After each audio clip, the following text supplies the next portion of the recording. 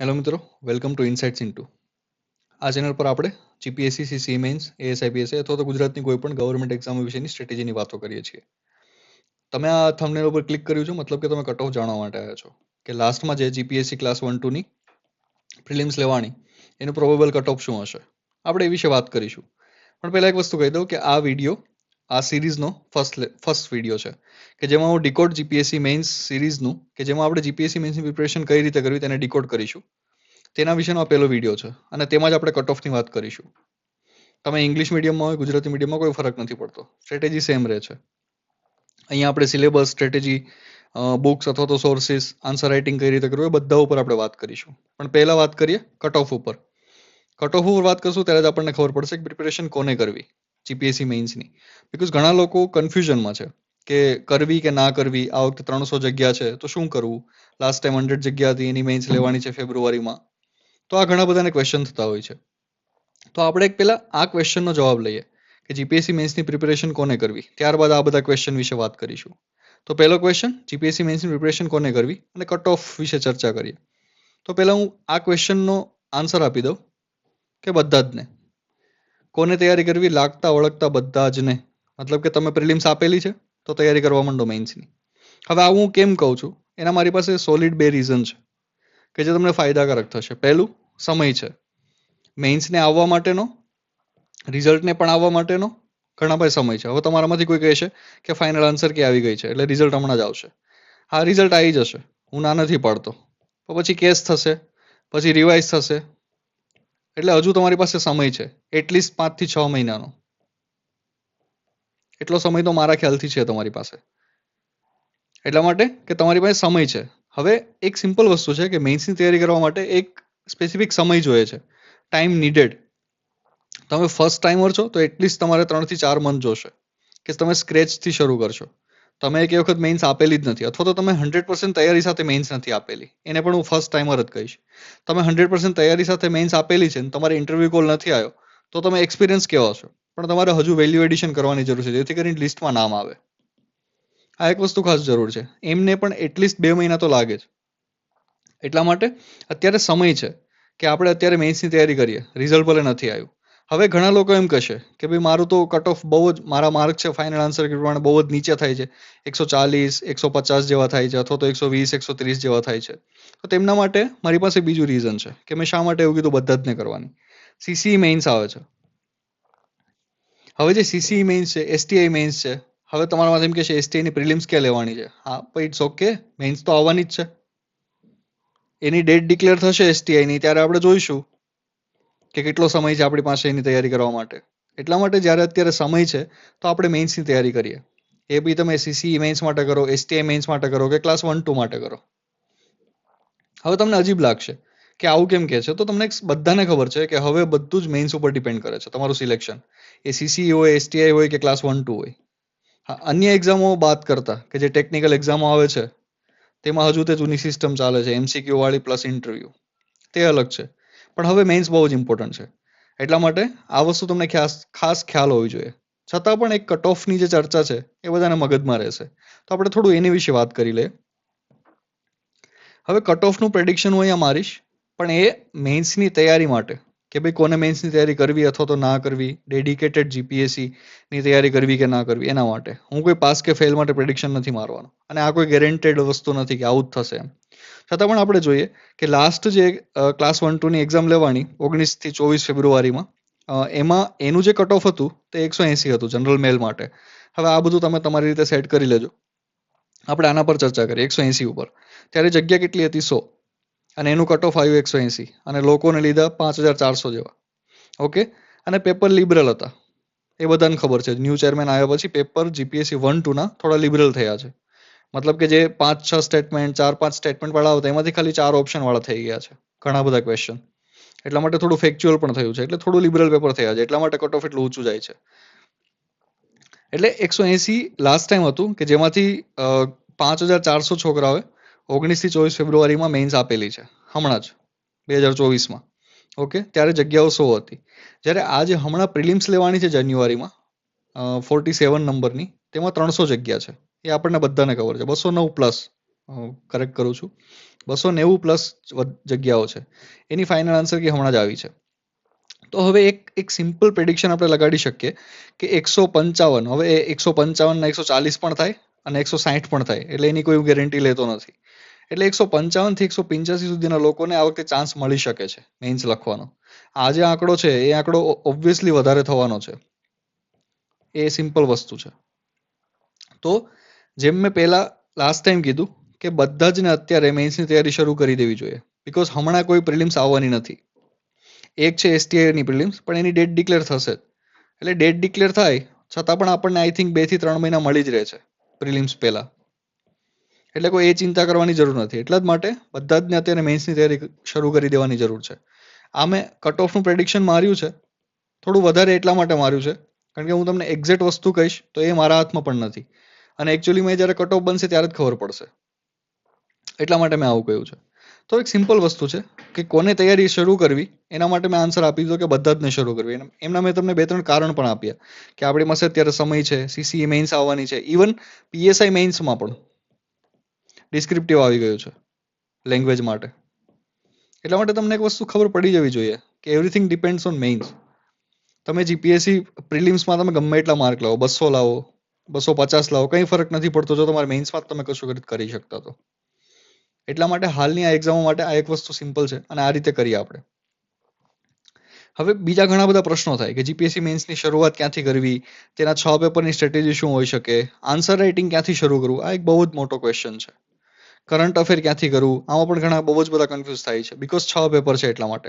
Coaching કે test series join કરવું કે નહીં, મટીરિયલ ક્યુ યુઝ કરવું, આ બધા માટે બહુ જ લોકો બધા બહુ કન્ફ્યુઝ થતા હોય છે. એટલા જ માટે મેં એક નવી સિરીઝની શરૂઆત કરી છે કે ડીકોડ GPSC મેઇન્સ. આમાં હું અલગ અલગ વિડીયોઝ દ્વારા, નાના વિડીયોઝ દ્વારા 10 થી 15 મિનિટ, 20 મિનિટના, બીકોઝ મેં CCE માટે એક સિમ્પલ વિડીયો બનાવ્યો છે, એ 40 થી 45 મિનિટનો છે. એ બધાને જોતા કંટાળો આવી જાય. જેમાં મેં CCE મેઇન્સની તૈયારી કઈ રીતે કરવી, કેટલા પ્રશ્નો હોય તેના જવાબ બધા મેં આપ્યા છે. પણ આ GPSC છે, આમાં 6 પેપર્સ હોય છે. આને હું એક વિડીયોઝમાં પતાવવા જાઉં તો એ કમસે કમ મતલબ 3 થી 4 કલાકનો વિડીયો બને, તમે બધા કંટાળી જશો, તમને કંઈ સમજાશે પણ નહીં. એટલા માટે આ બધા જ માટે અલગથી વિડીયો બનાવી શોર્ટ વિડીયોઝમાં તમને હું સમજાવીશ કે GPSC મેઇન્સની શરૂઆત ક્યાંથી કરવી. છતાં પણ જો તમને એવું લાગતું હોય તો તમે CCE મેઇન્સનો 2xમાં વિડીયો જોઈ શકો છો, તેમાંથી તમને ઘણો આઈડિયા આવી જશે કે શરૂઆત ક્યાંથી કરવી મેઇન્સની. અને 6 પેપર છે તો તેમના સિલેબસ સમજવા માટે અલગથી વિડીયોઝ જોઈશે કે સિલેબસ શું કહેવા માંગે છે, બીકોઝ સિલેબસ ઉપર જ આખી સ્ટ્રેટેજી બનવાની છે. એટલા માટે 6 પેપરની અલગ સ્ટ્રેટેજી, એસે બહુ જ મોટો પાર્ટ ભજવે છે, લેંગ્વેજના પેપર અલગ છે, GSના 3 પેપર છે. તો આ એક વસ્તુ બહુ ઇમ્પોર્ટન્ટ બની જાય કે અલગ અલગ વિડીયોઝમાં શાંતિથી આ વસ્તુ સમજાવવામાં આવે. આન્સર રાઇટિંગ કઈ રીતે કરવું, બીકોઝ લાસ્ટમાં આ જ વસ્તુ ગણાવવાની છે. તમે 8 કલાક વાંચો, 14 કલાક વાંચો, 24 કલાક વાંચો, એક્સ્ટ્રા 4 કલાક ભગવાન પાસે લઈને 28 કલાક વાંચો, પણ તમે 3 કલાકમાં કંઈ લખી નથી શકતા તો આનો કાંઈ મહત્વ નથી. ઇમ્પોર્ટન્ટ આ છે કે તમે 3 કલાકમાં ત્યાં શું કરો છો. એટલા માટે આન્સર રાઇટિંગ બહુ ઇમ્પોર્ટન્ટ બને છે. કરંટ અફેર કેમ કરવું, 6 પેપરમાં ક્યાં કરંટ અફેર આવશે, કેટલા મહિનાનું કરવું, કેટલું અગાઉ કરવું, ક્યારે છોડી દેવું, નોટ્સ બનાવવી કે નહીં, કયા ટોપિક્સ ઇમ્પોર્ટન્ટ છે, કેટલો ટાઈમ આપવો, એ બધું જ બહુ ઇમ્પોર્ટન્ટ છે. એના માટે હું તમને એક ગાઈડ કરી દઉં વસ્તુ, જ્યાં સુધી ડેટ ના આવે ત્યાં સુધી કરંટ અફેરને અટતા જ નહીં. ન્યૂઝપેપર વાંચો એટલું બસ છે, બાકી કોઈ પેઇડ કોર્સ લેવાની જરૂર નથી કે તમને કરંટ અફેર કરાવી દઈએ તમે આવતા રહો, એવું નથી. GPSCમાં સિમ્પલ એક ફંડો છે કે જ્યારે પણ એક્ઝામની ડેટ ડિક્લેર થશે, ફોર એક્ઝામ્પલ ધારો કે નવેમ્બરમાં ડિક્લેર થાય, તો નવેમ્બરના અગાઉના આ 9મો મહિનો છે, 11મો મહિનો છે, તો એની અગાઉના 3 મંથનું કરંટ અફેર સફિશિયન્ટ છે, સાચે સફિશિયન્ટ છે, બિલીવ મી. તમને એવું લાગતું હોય તો તમે ડિસ્ક્રિપ્શનમાં હું તમને મેઇન્સના પેપરની લિંક આપેલી છે અથવા તો ટેલિગ્રામની લિંક છે, તેમાંથી તમે ડાઉનલોડ કરીને જોઈ લો. આ જે એક્ઝામ છે, આ એક્ઝામ લેવાની ફેબ્રુઆરીમાં, એના મેઇન્સના પેપર મેં ડિસ્ક્રિપ્શનમાં ટેલિગ્રામની લિંક આપી છે, ટેલિગ્રામમાંથી તમને મળી જશે. ત્યાં જઈને જોઈ લો, તમને ખબર પડશે કેટલું કરંટ અફેર પૂછાય છે અને કેટલો આપણે ટાઈમ વેસ્ટ કરીએ છીએ. એટલા માટે આના માટે અત્યારથી કંઈ ના કરો, જ્યારે ડેટ ડિક્લેર થાય ત્યારે આપણને ખબર પડી જશે કેટલા મહિનાનું કરવાનું છે. કોચિંગ ટેસ્ટ સિરીઝ જોઈન કરવી કે નહીં, મટીરિયલ યુઝ કરો, આના માટે હું એક સેપરેટ વિડીયો બનાવી દઈશ. એનો વિડીયો એટલા માટે બનાવીશ કે જે લોકોને હકીકતમાં જરૂર નથી એ લોકો ખોટો ટાઈમ વેસ્ટ ના કરે, અને જે લોકોને હકીકતમાં જરૂર છે એ ઝડપથી જોઈન કરી લે.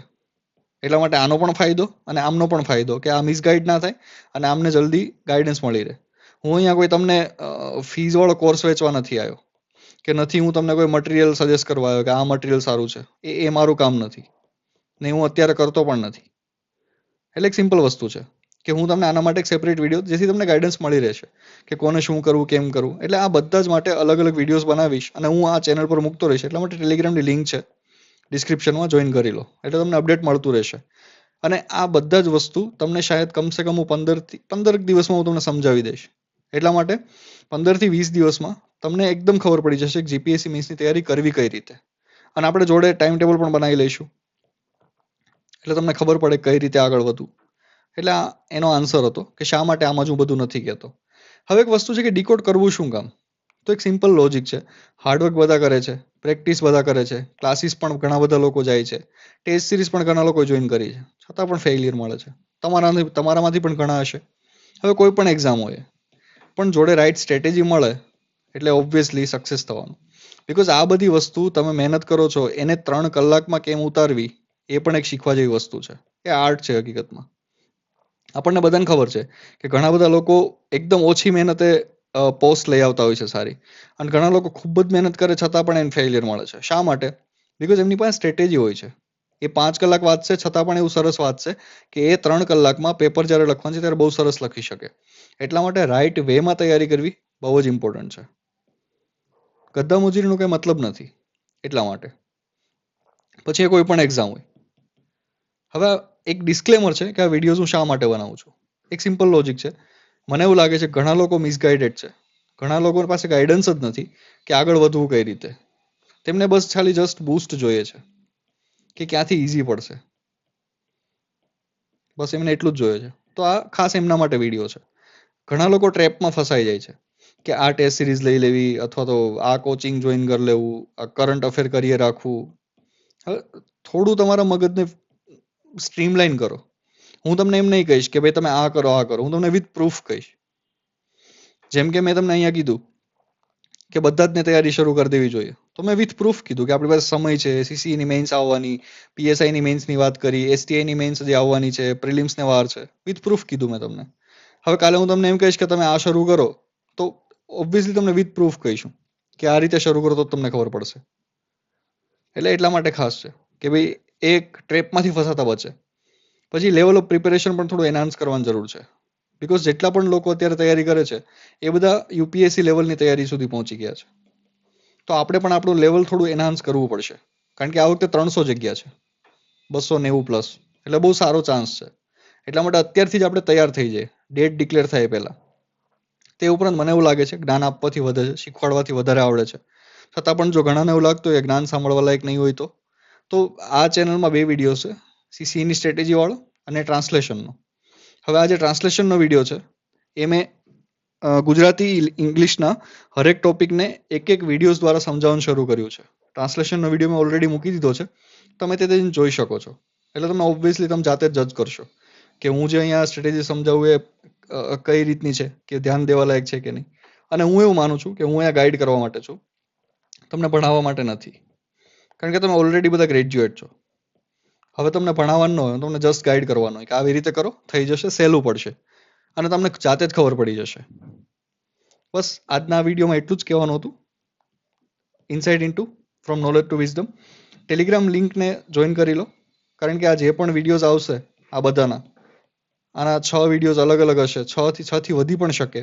સિલેબસને સમજાવવા માટેના વિડીયોઝ હશે, તો એ બધાની તમને તરત જ ખબર પડતી રહેશે. કરંટ અફેરમાં કંઈ ઇમ્પોર્ટન્ટ હશે, આન્સર રાઇટિંગ કેમ કરવું તેના માટેના વિડીયો, તો એ બધું તમને ખબર પડતી રહેશે. એટલા માટે ડિસ્ક્રિપ્શનમાં લિંક છે, ગ્રુપને જોઈન કરો, ચેનલને જોઈન કરો, એટલે તમને આગળના અપડેટ મળતા રહેશે. બસ એટલું જ આજે એટલું જ કહેવાનું હતું. અને તમારા મિત્રો જોડે શેર કરો આ વિડીયો. સિમ્પલ વિડીયો હશે, શાયદ મારા ખ્યાલથી 12 થી 15 મિનિટનો વિડીયો બનશે, તો એક ખબર પડી જાય કે ક્યાંથી શરૂ કરવું, ક્યાંથી ના કરવું. બીકોઝ ઘણા બધા લોકો હજુ કટ ઓફને મગજમાં લઈને બેઠા હશે, તો તેમને આ એક મગજમાં બેસવાની જરૂર છે કે ભાઈ બધા જ ને અત્યારે મેઇન્સની તૈયારી કરવાની જરૂર છે. એટલા માટે બસ થેન્ક યુ. એટલા માટે from knowledge to wisdom Telegram channel join કરો. Thank you.